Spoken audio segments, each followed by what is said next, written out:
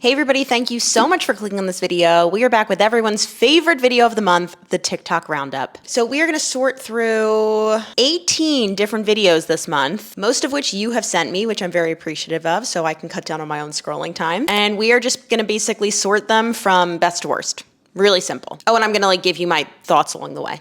Before we jump into that, if this is your first time here, hi, my name's Justina. I'm a personal trainer based out of New York City who loves fighting misinformation online and explaining the basics of how your body actually works so you have more power there. If that sounds good to you, I would love for you to stick around by clicking that subscribe button. I do have a very lofty goal, which, to be quite honest, I'm probably not going to hit. I want to hit 100,000 by the end of the year.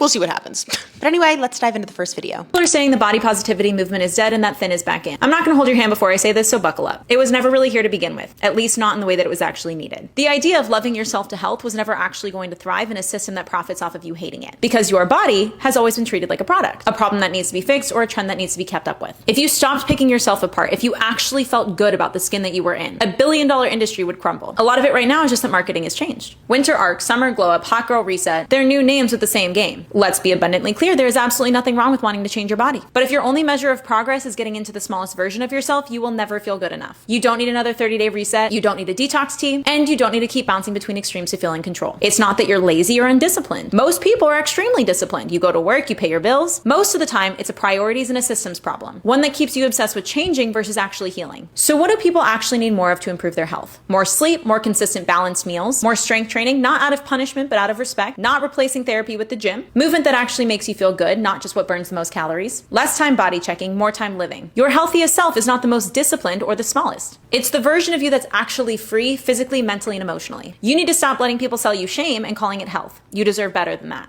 Ooh, you need to stop letting people sell you shame and calling it health. I want that tattooed.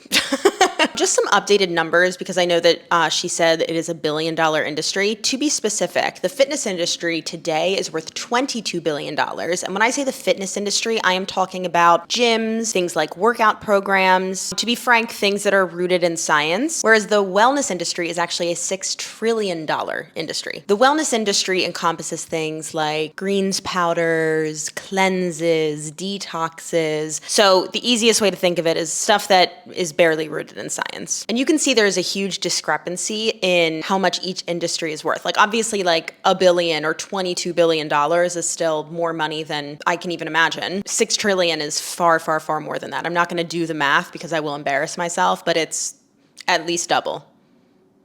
Definitely. But I just want to point that out because these are both for-profit industries, even the one that I work in, the fitness industry. And don't get me wrong, we should be compensated for our services, but right now, not only healthcare is set up in the country I live in the US, as a for-profit industry, unfortunately, the fitness industry, which I look at as preventative healthcare, is also a for-profit industry. The things that we instill in our clients are meant to prevent or reduce the risk of illness and disease. But unfortunately, people are in this endless race of profit, profit, profit. And the way that you do that isn't by necessarily always helping people or helping them in the way that they actually need. Because once you teach someone something, in theory, they don't need you anymore, right? So how do you continue to profit? Let's say you have a client come to you and they want to learn to strength train. Well, you teach them to strength train and then they want to go out to the gym on their own and they don't work with you anymore. Honestly, to me, that's a win, but to a lot of people in the fitness industry, it's not a win because they are looking at this from a profit standpoint and not a helping people standpoint. I think unfortunately, the fitness industry is a little too focused on profit and trends rather than health and helping people understand how to navigate their health on their own. Because unfortunately, getting people healthy is just not nearly as profitable as keeping them confused. So we're gonna put this at the top with a nice little yas.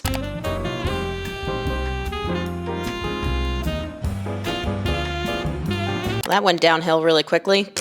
Let's read the text. Nobody talks about how hard it is to lose muscle and debulk after years of heavy lifting and hard training. Wow. No one talks about that because it's actually pretty easy to lose muscle. You will start to have like muscle atrophy as early as 2 weeks if you stop training. Usually it's 2 to 4 weeks, which is why responsible coaches actually recommend that you train your entire life and teach you systems of how to implement that so it doesn't feel like a burden. I know that right now there's like a very big skinny trend resurging, women not training their upper body or, you know, getting rid of their muscle because they like the way that it feels or looks better, whatever it is.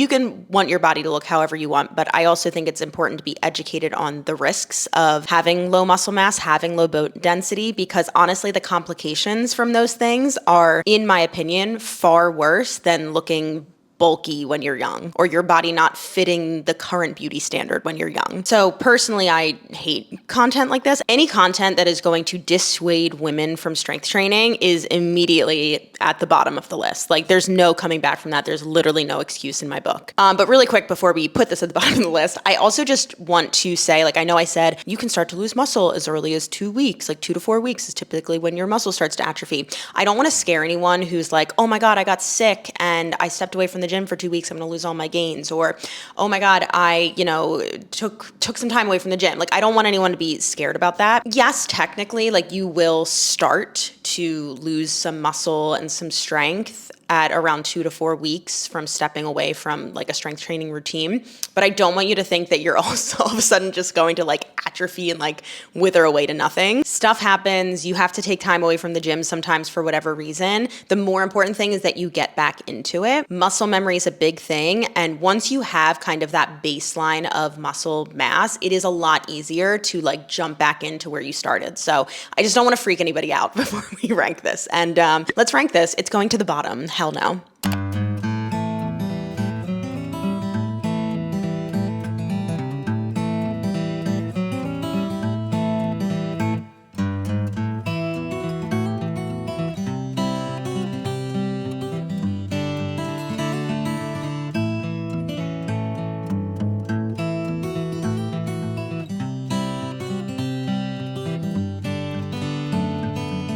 So working out like a man is terrible deadlift form with what looks like a 12-kilo kettlebell. And working out like a woman is frivolously bopping around in a bedroom. Cool. Look, first and foremost, I know that training for your sex has become like a very widely talked about topic. I did actually make a whole video on training differences for men and women. So if you want to check that out, you can. Let's read the caption that she has though. So training and eating like a man, harsh, rigid workouts, time to the minute, no flexibility. Bitch, I would have to firmly disagree here, because the number of men that I see when I'm working on the turf at my gym, timing my rest time to the minute because I'm specifically following a program. You know how many people I see behind me, men at the gym, doing their fucking 12 reps of shoulder press, and then they're scrolling on their phone for 8 minutes between sets? There's no way they're supposed to be resting for 8 minutes. Time to the minute? Absolutely not. No. The heavier the weights, the better. Push harder always. Yeah, if you're like an ego lifting bro, but I don't think that has anything to do with like training for men. Like, I guess maybe men do that more often than women, but like, I don't know who has ever pushed that. Calories equals math. Deficit is king. Food is just fuel. Calories equal math. That's funny. Calories are a unit of energy, and you can do math to calculate how many calories you need for your specific goals. Deficit is king if you're trying to lose fat, but you shouldn't always be in a deficit. I would actually argue I see more women constantly in a deficit than men, at least if we're going on stereotypes here, which is what all of this seems to be. I feel like men are usually trying to bulk. Food is just fuel. A lot of bodybuilders approach nutrition from that mindset, but I've seen that with both like male and female bodybuilders. I wouldn't say... Yeah, I don't know. Honestly, so far, this just kind of seems like stereotypes. So when we get into training and eating like a woman, a workout routine that adapts to how you feel. Some days it's 45 minutes, sometimes it's just 15 minutes. Our cycles are not a joke. We need to adjust routines to suit our bodies, not the way around. Look, I am a big proponent of like, listen to your body. If you are a person who menstruates and you need to pull back or push more at certain times during your cycle, more power to you. And that's what most of the conclusions on like studies on cycle syncing have come down to. It has just kind of been like, well, we've seen this, we've seen this, we've seen this. But it kind of just seems like everyone should listen to their own bodies because everyone's cycle is unique to them. So I don't disagree with that. But what I do disagree with are people selling cycle syncing programs for the reason that I just said. And also like, I don't know, just acting like at certain times of the month. Like most of what I've seen is like, there's 1 week during the month where you can strength train. It's like, well, that's bullshit. Everything else needs to be slow flow and Pilates and da-da-da-da. Sometimes the cycle syncing thing goes a little too far in my mind and treats women like they're broken for 3 weeks out of the month. You can lift up weights. You're not going to disintegrate. Movement should feel energizing, not draining. Listening to your body matters. If you like weight training, do it. If you like slow, steady, and controlled but light movements, do it. If you like slow but long workouts, do it. Yeah, I mean, sure. The only issue is, again, I don't think it's responsible to be like, if you don't like weight training, don't do it. If you don't like weight training, I'm going to explain to you the risks of not doing it, and then it's on you to figure out if those risks are worth it or not. And if the risks are not worth it, now I'm going to work with you to figure out how to incorporate weight training or strength training or whatever in a way that is sustainable, that you enjoy most of the time. And that's the issue with so many of these posts. They're not put out by people who have ever worked with anyone but themselves. So they don't actually know how to educate and train and help people. It's just body shots. It's no single nutrient obsession. Carbs, protein, and fats all have a role.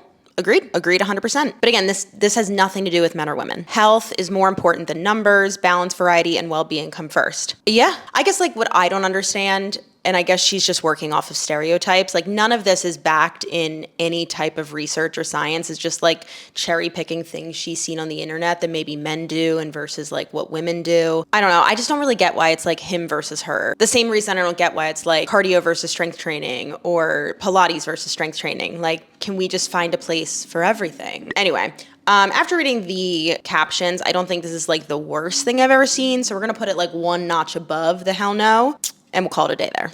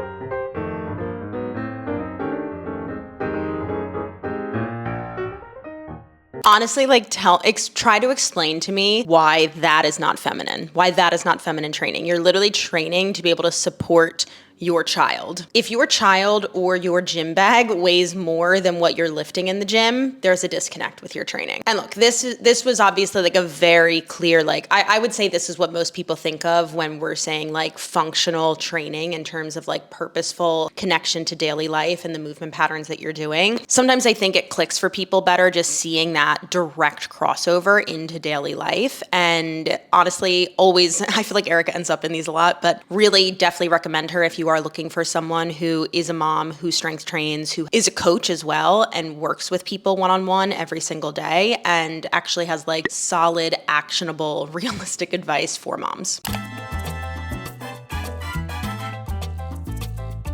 Ooh, that was a quick one. Okay, I might be biased as an Olympic athlete, but trust me when I say sprinting 2 times a week will transform your body way faster than 5 days of steady state cardio ever will. Being an Olympic athlete does not make you an expert in training others. Also, like, did you do a controlled study using yourself, so N of 1? Did you take out every other piece of training and every other piece of nutrition that you were focused on and just do sprints 2 times a week and then compared that when you were doing steady state cardio 5 days a week? Like, where are we getting this information from? Also, what does transform mean? Look, I'm a broken record with this, but only 1 in 4 adults are even meeting the current cardio guidelines that we have set out for us.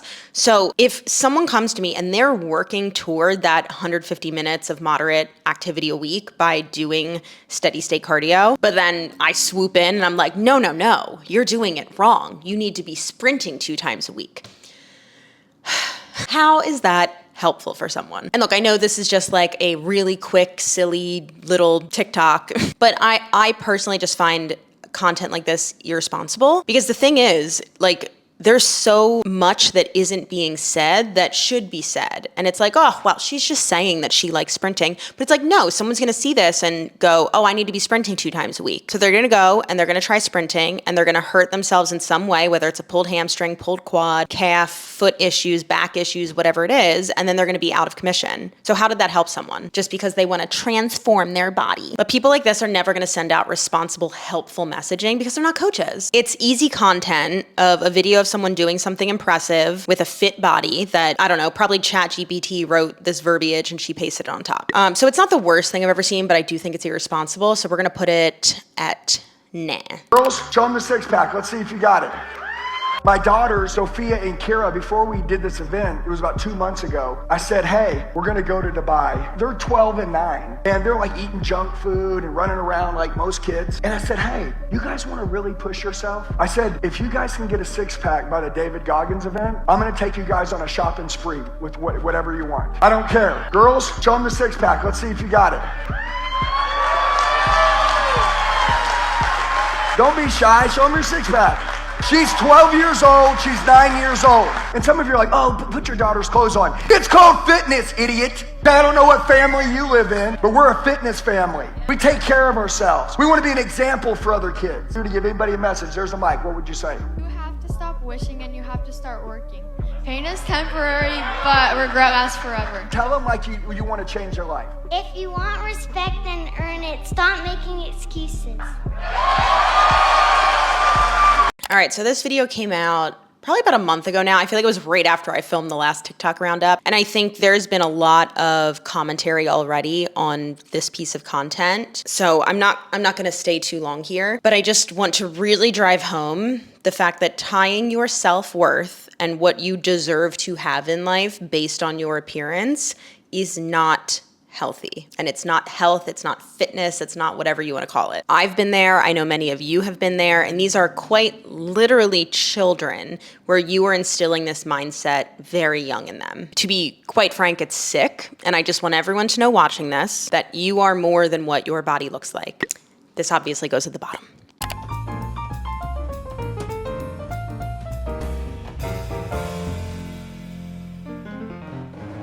All right, let's read this. It's someone doing hip thrust. They're squeezing a foam roller between their knees. And she says, my frontal lobe developed when I realized squeezing a roller with my knees will activate my glutes enough so that my quads and hamstrings won't take over during hip thrusts and my glute gains will double. Let's break it down. So squeezing on the foam roller is gonna promote a little bit more hip internal rotation, or technically like femur inside the pelvis internal rotation. So it's gonna basically not allow the femur to externally rotate during hip extension or when you push the weight up. Honestly, it sounds like this is just a really great like external cue for her to be able to like neurologically focus a little bit more on her glutes and less from the quads and the hamstrings. But I think we also need to remember that feeling something doesn't necessarily mean that you're changing what the prime mover is. So looking specifically at this, and we're just gonna pick like the main function of each muscle here for sake of time and clarity. So the glutes, these are going to be in charge of hip extension, or when she pushes the bar up, and the bar is directly loaded there. So we have the prime mover doing hip extension or a hip thrust, and the weight is loaded on the glutes. So that's the prime mover, whether we feel a lot of glute connection or not. The hamstrings, which run along the back of the thigh, those are also going to be one of your main hip extensors, as well as, well, now I'm giving you two things, but you'll see why in a second. So hamstrings are gonna be a big hip extensor, but they're also gonna be in charge of knee flexion or bending at the knee. The reason why I'm giving you two functions here is to point out that the hamstrings connect to both the hip and the knee. So in this position, hamstrings really aren't getting much of the load because they're gonna be under slack a lot of the time because the knee is bent during this entire range of motion. And then the quads, these are gonna be in charge of knee extension, and ideally nothing's happening really at the knee during a hip thrust. So you might feel in general like the quads and the hamstrings stabilizing or maybe even gripping during this exercise or during exercises that target more of the glutes, but that doesn't make them the prime mover. Like there's a lot to break down here, and maybe we do a whole separate video on like mind muscle connection and things like that, and like what tissues you're feeling more neuromuscularly. But like just because you're feeling something during an exercise doesn't mean that that is the thing that is the prime mover and being directly loaded. Feeling more does not equal more growth. growth. So I think this is a great tool for people if they want to feel a little bit more of their glutes. Some people will put a band around their knees and then that little external hip rotation. So doing the opposite, some people feel a lot more glute right there because that's another function of the glutes. So we're going to put this like right in the middle. It's fine, kind of misinformed, but a good tip for some people if you want to use it. Ladies, here's a list of fucking gym exercises that I would not personally recommend that your ass do, Sugarfoot. We went through this shit before, but we gonna go through it again. I'm a male coach who trains women, and I personally would not have y'all do any of this shit, and I'm gonna tell you why. Number fucking 1, burpees. Burpees ain't shit but cardio with Jordans on. Y'all know what the fuck that mean? Glorified cardio. Y'all be talking about some, burpees can build muscle. Ain't nobody doing no motherfucking burpee to build no muscle. Why would I have you drop down to the fucking ground, jump the fuck back up, and I could just put you on a treadmill for cardio? We ain't doing that shit, with all due respect. Number fucking 2, those influencer ass combination movements they be having y'all do to try to look cute on Instagram. I'ma show you. It'll be some shit like a lunge, into a shoulder press, into a squat. Just fucking do one of them. Why was that, you might ask? One of the main fucking reasons is because your shoulders and your legs have 2 different strength levels, miss ma'am. You ain't about to lift the same amount of fucking weights for your shoulders as you gonna lift for your damn legs. So instead of combining them shits into one, just do one at a fucking time. Number fucking 3, box jumps. Yes, I said it. Fucking box jumps. Ma'am, you have not used your knees since before Christ, with all due respect. Why in the fuck am I going to have you jump on and off of a box? And I see so many coaches and trainers having their new clients jump on the damn box and jump the fuck off. She ain't did a squat since the physical fitness test in PE class. Why is she doing the damn box jump? Then you going to tear your damn ACL, sprain your ankle or some shit like that, then be mad at me. Now, if you're an athlete and you need this for your training, I'm not talking to you. So don't get y'all ass on this post talking about it's going to help your athletic performance. I'm not talking to you. If I fucking want you to develop the ability to withstand more impact with your knees, I can have you do some shit on the ground. You know, some jumping jacks, some jump squats and some shit like that. Not jumping on a fucking unsteady box. Number fucking 4, y'all gonna want to tussle after this shit. Curtsy lunges. And I'm gonna show you fucking why. This is a regular lunge position, right? Look at the alignment of my motherfucking knee and my glutes and my hips. Perfectly aligned. You can work your fucking glutes by doing, guess what? Standing the fuck up. Now, when you add this shit into the equation, look at how the fuck my knee is placed.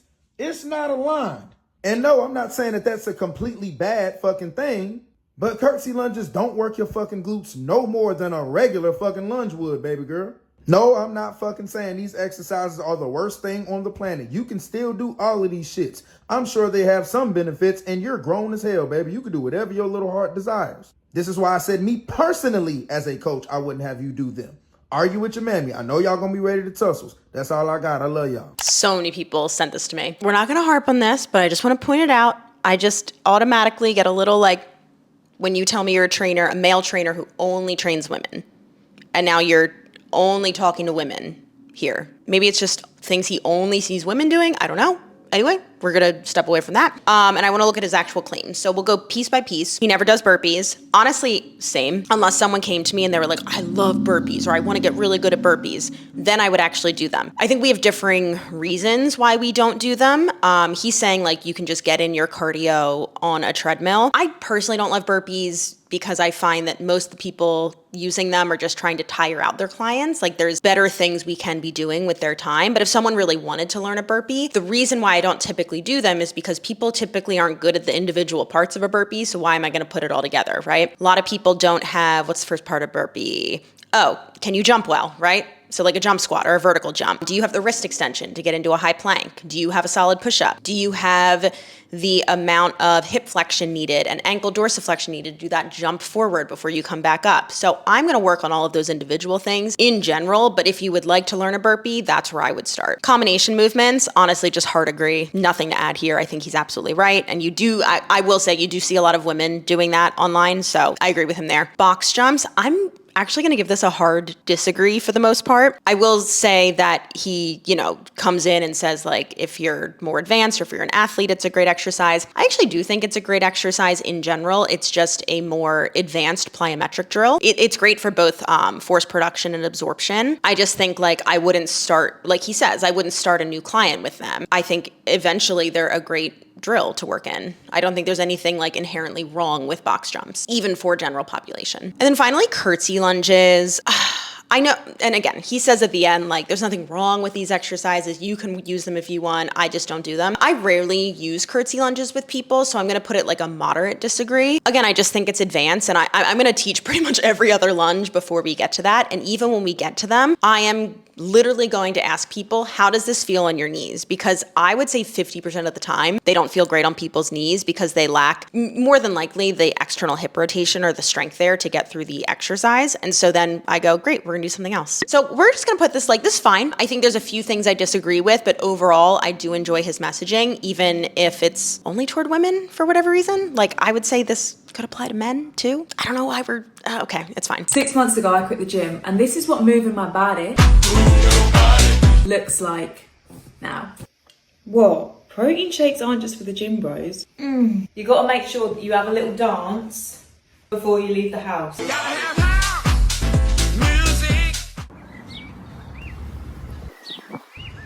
I actually find it wild how I used to go straight to the gym in the mornings and listen to things like, don't stop, pop that pussy. All my friends are dead, push me to the edge. Bitch, I'm a thought, give me lit. Pull up in the Rari. When I could have been sat here with this as my view, listening to the birds. Like, how calming is that? So instead of the gym, now I literally do home workouts. This is my little setup. And the heaviest weights I lift now are 1 kilogram. This is where I get my home workouts from, the Goddess Movement. Look, there's me. We had a little live chat. The workouts usually range anywhere from 10 to 45 minutes, which is crazy because I used to spend like hours in the gym. This is the workout I'm gonna do today. You press center, long slow movements. You tap that toe and press the ball into the knee. Right leg lifts. Sink to the and bring it out. Every your body feels right now. You feel everything as you finish off. That was lovely. Make sure that you do what you enjoy. There's a number of things I want to touch on here. I don't know if you know this, but you can enjoy being outside and go to the gym. Now, maybe you prefer working out at home. Amazing. I think, though, a lot of people just kind of assume, though, that home workouts equals light weights, in her case, 1 kilogram. I train a number of people on Zoom who use weights heavy enough to build and maintain their bone density and muscle mass. Usually, a lot of my clients just have like invested in a set of adjustable dumbbells, and we use those forever. I don't know. I can't get behind any type of content that dissuades women from strength training. And the workout she's doing looks like fun. It looks like she enjoys it. I do agree that you should find movement that you enjoy, but it is just so irresponsible when women are, I forget how much more likely, it's like 4 times more likely to develop osteoporosis, aka very low bone density compared to men. Because let me tell you right now, if you get to be older and your bone density has decreased so far down because you never built up that basic level when you were younger, you fall, you break a hip, that's a death sentence. Whatever this woman is doing might help her find her enjoyment in movement and fit the current beauty standard that we're in, but it is doing a disservice to women everywhere. And again, I draw a firm line. If you are against strength training for women, you're going at the bottom. This is a hell no.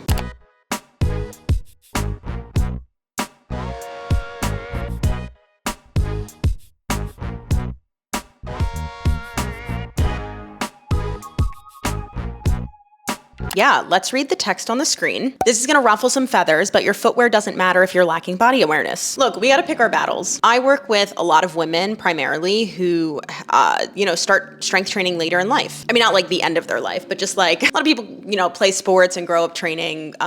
So I work with a lot of women who are in like their late 20s, early 30s, maybe even 40s, who are starting strength training for the first time. So I get a lot of people who come to sessions in running shoes. And is that optimal for strength training? No. Like ideally, I'd want you either barefoot or in socks or in a barefoot pair of shoes. But the reason that I don't really nitpick that, especially at the beginning, is because it's already like, I don't know, people are already like jumping a hurdle to invest money in you and hire you and have you like come watch their body move once or twice a week. Like that's a lot. That's intimidating. So the last thing I want to do is be like, you're wearing the wrong shoes. And I know I would never phrase it that way. And I know other people don't, but I just think like in an already uncomfortable situation where I'm already trying to teach people how to move their bodies well in space, I think your footwear is like the last of my worries. I feel like I have two really good examples of clients, one who's been with me for probably about 4 or 5 years, and the other one is brand new to me and has literally never strength trained in their life. So my brand new client never strength trained before. They have flat feet. They were coming to me in sessions originally in Hoka's, which are like a really, really bulky, very cushioned running shoe. And it's not ideal, but I was like, let's just get them comfortable in the gym and make sure that they're like I could always tell they would come in very like kind of high stress. The last thing I'm going to be like is,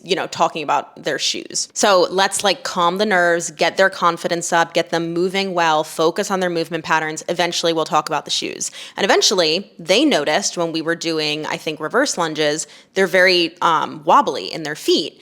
And I use that as an opportunity to say, well, your shoes are a little too cushioned for strength training. And I showed her mine, which were running shoes. And I said, something like this that's at least a little flatter would be better. And she goes, oh, I have those at home. I'll wear them from now on. Great, problem solved. But again, I want to build up that confidence, not only with them in the gym, but also moving in the gym before I'm going to nitpick what's on their feet. Another one of my clients, I think they've been with me for like 5 years, but about a year and a half ago, maybe, they fully ruptured their Achilles. Ooh, and they already have some like foot issues with like plantar fasciitis, some issues like getting into full plantar flexion, and they just feel more comfortable and confident in their sneakers. And so I let them wear their running shoes. Like, I think everyone is different. You kind of have to meet people where they're at. And we see too many people like harping on these little things like, what shoes are you wearing and what's on your feet? When that is an important part of it, because if your feet are contact with the floor, you're just gonna have better stability, probably a lot of times like better neuromuscular connection. We gotta pick our battles. So I'm gonna put this one at the top. Yes, there it is. Biggest green flag for a girl by far is if she goes to Pilates. Every single Pilates girl I've ever met is wifey material. I don't know what it is about Pilates, but it's one of the most wholesome things a girl can do. If a girl does Pilates, she's probably not going out much on the weekends because she has to get up early to go to Pilates. And it's not like a regular weightlifting gym where guys will stare at girls and be creepy and hit on them. Girls can just go with their friends, have girl time, and get a good workout. Barf. Nothing against Pilates here. I am more concerned about why a woman would be choosing to move her body based on what a man thinks about it. Going to Pilates equals wifey material. Staying out of the gym equals other men can't look at her. Like, do we hear it? It's fucking weird. It's a really gross sound clip, and I hope that the woman who put it over her video realizes that her worth is not determined by what men think about her and her habits and her body. There are other reasons to work out than just attracting a man. I would actually put that at the very bottom, right where we're putting this clip in the hell no.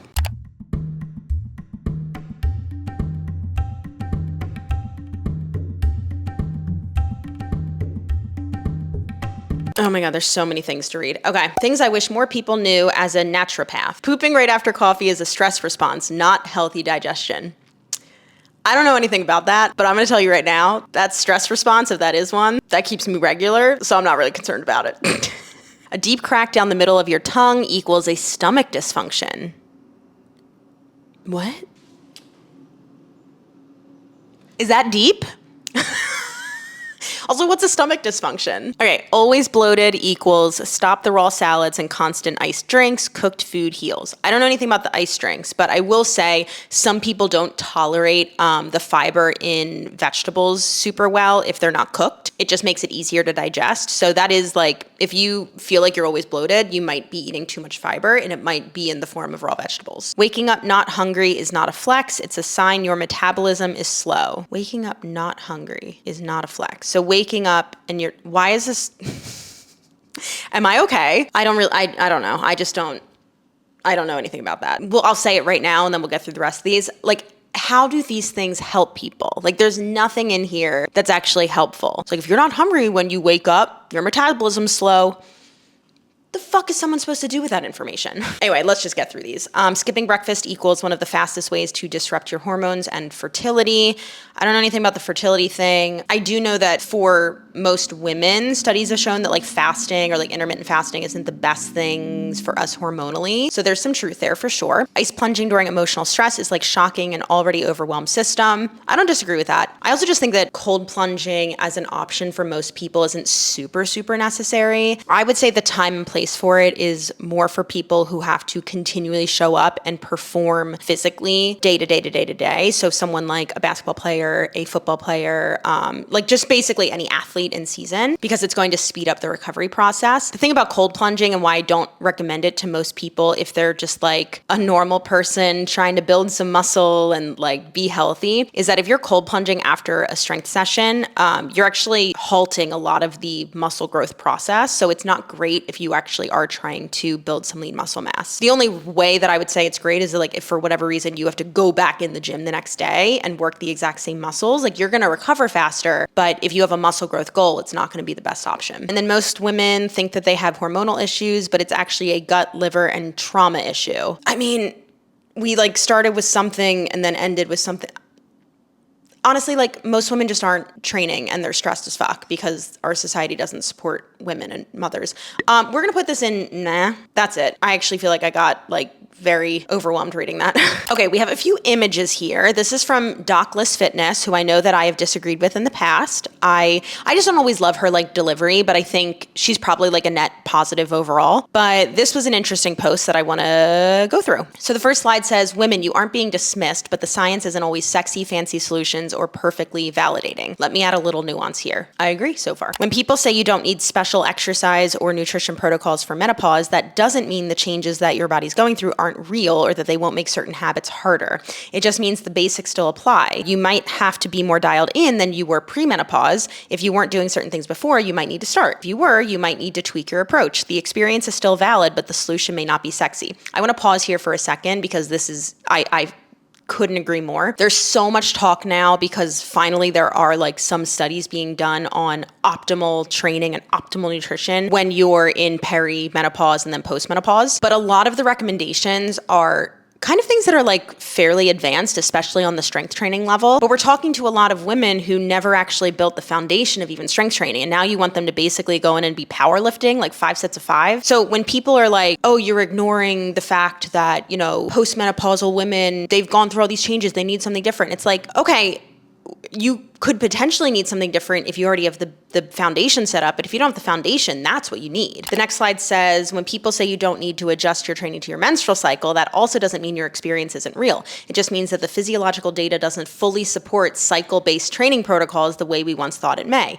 But your PMS or PMDD symptoms can influence things like pain perception, which absolutely impacts training. So your experience is still valid. The why just might not be what you think it is. Embracing autoregulation is working with your body without the non-data backed tail-chasing weekly program-changing hype. Yeah, all that to be said, to sum it up, listening to your body, like we already talked about, is very important and everyone should be doing it, whether you menstruate or not, but like especially if you menstruate. But the people selling you a cookie-cutter cycle syncing program, that's not helpful because the research doesn't support it. Sometimes the disconnect between well-meaning science communication that is direct can feel dismissive. That doesn't mean the data is wrong or even that there is no data. It just means that perception and physiology don't always align. When on the other hand, the people willing to give you the details and answers are often simply selling you your insecurities, fear, or pain in a fancy bow with half-baked science. They tell you there's no data on women, they sell you their hypothesis, but it feels more validating, so you embrace it. Yeah, my big gripe, I think this is fantastic. She's going at the top of the list. But my big gripe is, like, especially when we're promoting stuff to women, it's very clickbaity, it's very sales pitchy, it's very scammy, when really if we just go back to the very first thing we talked about, what most people need is a solid strength training routine, the understanding of basic nutrition, and then hopefully by the time you hit peri and postmenopausal parts of your life, if that's something you go through, you can then start to fine tune based on your body and how it's changed. So again, we're putting this at the top. Oh my God, let's keep going.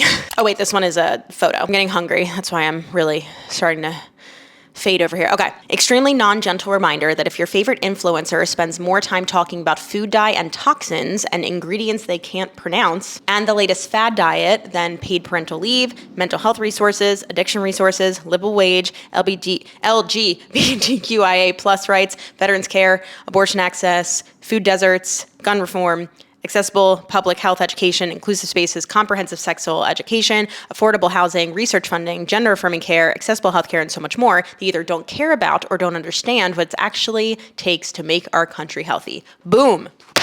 Shit, this is expensive. I already made an entire video all about how to actually make America healthy again, and we talked about the social determinants of health. So if you want to watch that, you're more than welcome to. Just in my opinion, if you work in healthcare, which I believe that if you are a fitness professional, you work in a segment of healthcare, which is preventative healthcare, like we talked about at the beginning, and you don't believe, let's just take one thing from her big list. You don't believe that every citizen deserves access to affordable healthcare.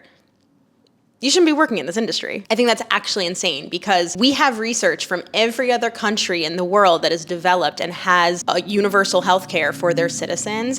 We see that they are just healthier. Now, there's obviously so many other factors here, but like, I just think that's also common sense. Like, if you can go to the doctor, it can improve your health. Obviously, I am a proponent of universal healthcare. The US is one of the only developed nations without it, and yet somehow we spend more on healthcare than any other nation.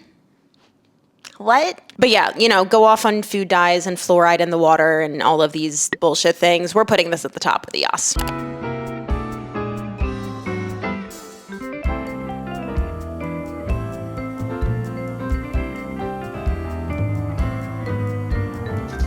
This is what 16 weeks pregnant looks like as a fit girl that refuses to wake up one day and have to start over because she rested the whole 9 months.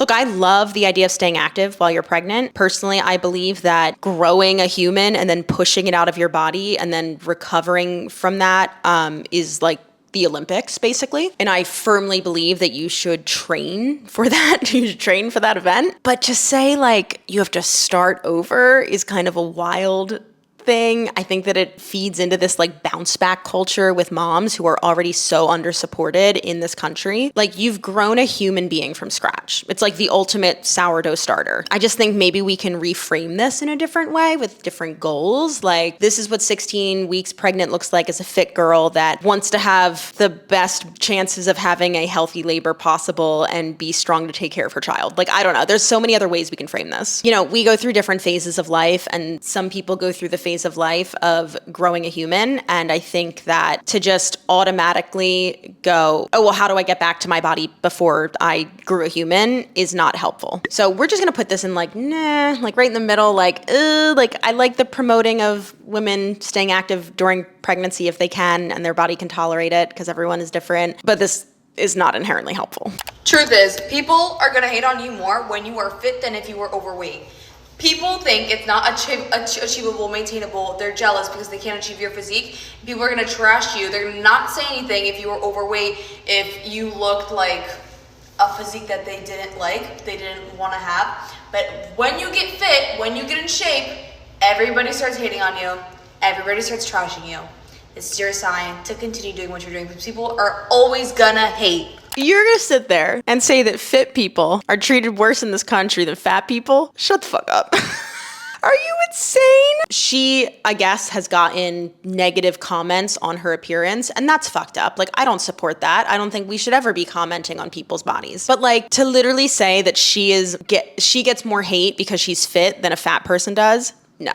Absolutely not. Everything from like clothing to seat sizes to doctor's visits, they're catered to smaller bodies. And before someone comes in here talking about health, I never mentioned health. This is not about health right now. I'm talking about body size. There is often a correlation between body size and health, but we also have to remember that someone's size and how you categorize that is subjective. I always use myself as an example. I have been called everything from thin to fat to bulky to masculine to feminine, like anything in the book, because there's no way to measure any of that. What we can measure is someone's health, and their body's external appearance does not always correlate to that. So we're gonna put this at the bottom as a hell no, because I think she's very, very misinformed. This might be a hot take for some people, but If you're 200 pounds, you shouldn't be in a Pilates class. There's no reason why they should allow 200-pound people in a level 2 class. Or you shouldn't be allowed to be a Pilates instructor if you have a gut and you're... Yeah, but fit people are really, really prejudiced against. Okay.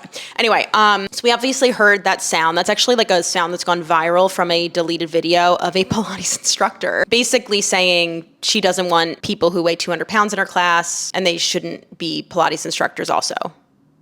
So obviously that's an insane take. Let's read the text because this is like a divergence from it. You're mad when we're big. You're mad when we take up space in the gym or stay fit. You're mad when we lose weight. You're mad when we gain weight. You're mad when we maintain our weight. It sounds like you are just a loser who's mad. Yeah, and this is why, like, I'm saying people in larger bodies have it worse in our society than people in smaller bodies. People hate seeing fat people, and you see it in the comments of internet posts all the time. If you see a video of a person in a larger body exercising at the gym and you look at the comments, I guarantee you will see comments of people being like, looks like the routine's not working. Literally, what do you want them to do? You don't like when people are fat. You don't like when people are trying to change that they're fat. People also hate when fat people get thin. Lizzo, Kelly Clarkson, you can add to the list. Being so hyper fixated on someone else's appearance is weirdo behavior. And I'm telling you right now, it's not coming from a place of, I'm concerned about your health. No, for whatever reason, someone else's appearance makes you feel a certain way, and you need to go to therapy and figure out why that is, because it quite literally does not affect you. Obviously, the sound we don't love, but the message here we do love. So this is going at the top. Like, we really in a fucking day and age, we're telling bitches, can you please stop coming to the gym ass fucking naked? Starts a public fucking discourse, a public fucking uproar. Like, all we want to do is come to the fucking gym and work out, but no, the leg press machine got to look like a fucking casting couch because bitches is literally at the gym in lingerie. Like, what the fuck are we talking about? Then a bitch will look you in your eyes and tell you it's not bothering in the body. I'm uncomfortable. What the fuck, bitch? Are we at Myrtle Beach or LA fucking Fitness? Help me understand. Help me understand why you feel the need to come outside damn near naked. What is it about? Why are you fighting so hard to literally just go in public service ass naked? Like, that's essentially what the fuck you fighting for. Like, this is, if that is important to you as a person, you are one privileged piece of shit. Because who the fuck, out of all the bills, death, institutionalized, systematic racism and shit, imperialism, and you want to put your fucking time and emotions to fighting for bitches to be able to come to any public event ass fucking naked. Bitch, shorts so fucking tight up her ass, she got to fart for them bitches to come off. I get the fuck out my face. If you can make that argument without calling women bitches the whole time, maybe I'll listen.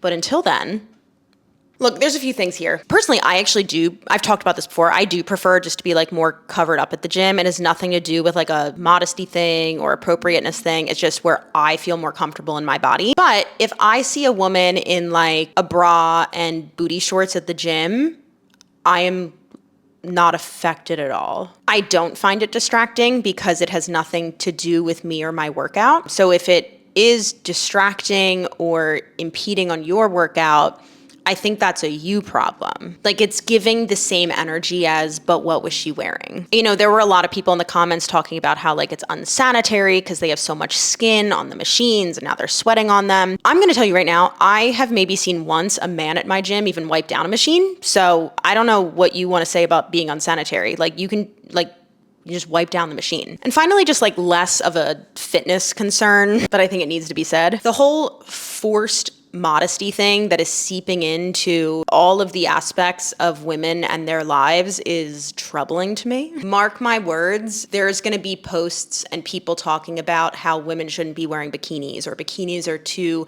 inappropriate at the beach this summer. Honestly, I don't even prefer bikinis. If that starts happening, I will be out in a fucking thong on the beach the entire summer in protest. Ass out. So the moral of the story there is that what someone else is wearing doesn't affect you at all, unless like their genitals are out maybe and they're coming at you. But otherwise, like, mind your business. It's going to the bottom. Hell no. Woo! That is the video. That felt like it took 3 hours to film. Hopefully it's shorter than that. Thank you guys again for watching. As always, if you have a video that you would like to submit, the best way to do that is on Instagram. If you don't have Instagram, I'm sorry, because I don't check TikTok DMs, because it's always just people trying to buy pictures of my feet or send me $500 a month to do questionable things. So I don't check those messages. If you haven't subscribed, make sure you do so you don't miss out on future videos. Thank you again, and I'll see you in the next one.